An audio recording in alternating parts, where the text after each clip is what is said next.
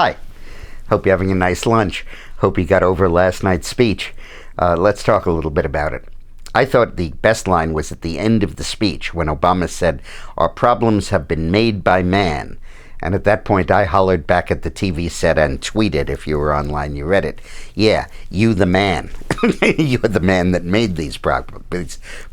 Because really, the recession started under Bush, ended under Obama, and now we're suffering from the cure that Obama has proposed. And now what he's doing is just more of the same.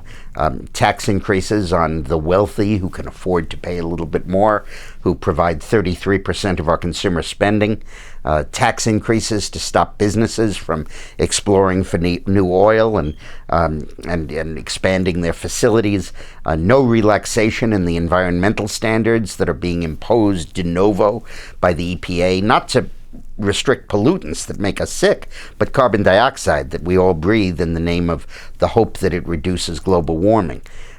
New regulations that are absolutely destroying us. When he said, I don't think we should eliminate collective bargaining in order to compete, what he means is he's going to proceed with his program of forced unionization throughout the United States, stacking the regulatory deck in favor of it.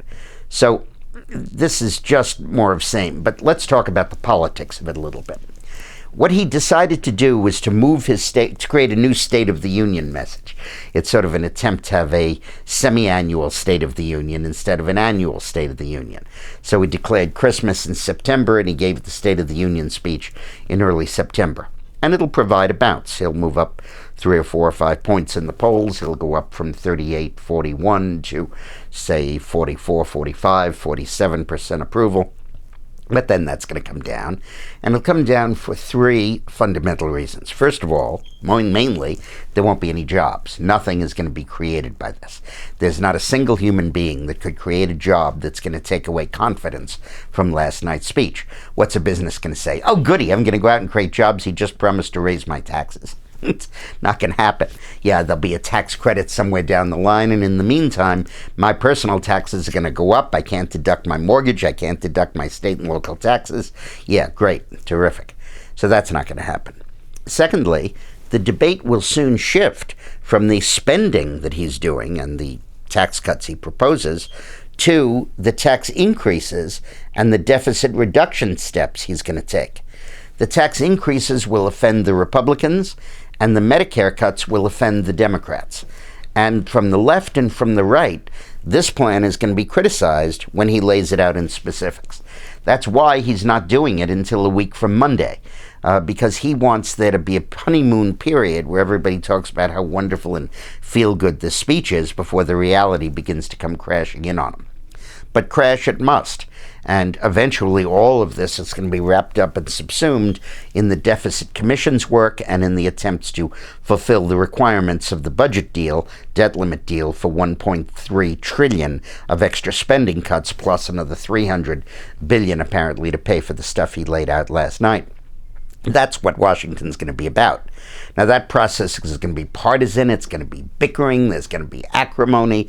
Nobody will be happy with the final outcome, if there is a final outcome. And Boehner's ratings will plunge, and Reid's ratings will plunge, and Congress's ratings will plunge, and Obama's ratings will plunge, because he's going to be part of the process.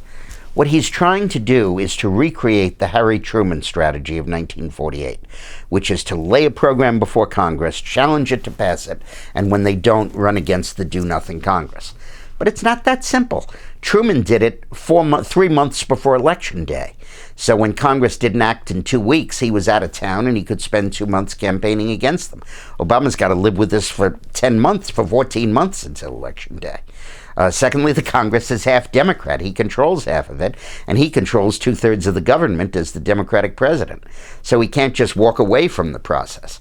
And finally, none of his Republican opponents are leaders in Congress, so they can remain at arm's length from it while he has to get down in the mud and wrestle with the Republican leaders. It won't work. It's a pretty good strategy. I think whoever thought it up's pretty good. He probably thinks he's the new Clark Clifford, who's the guy who outlined Harry Truman's approach, but it's not going to work. So have a nice lunch and tune in tomorrow.